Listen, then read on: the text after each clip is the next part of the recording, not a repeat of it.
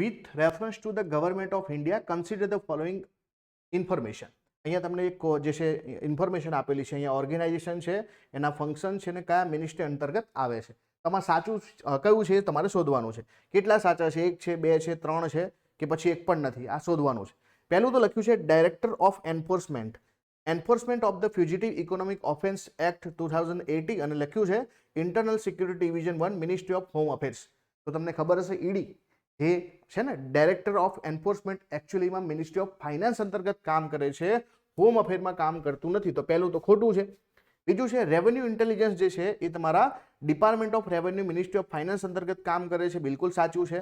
અને director general of system and data management જે છે એ પણ જે છે રેવન્યુ મિનિસ્ટ્રી ઓફ ફાઇનાન્સ અંતર્ગત કામ કરે છે. તો બીજું અને ત્રીજું સાચું છે, એટલે કે ઓનલી 2 સાચું છે. Option number B is the right answer. ED જે છે એકચ્યુઅલીમાં ફાઇનાન્સ મિનિસ્ટર અંતર્ગત કામ કરે છે.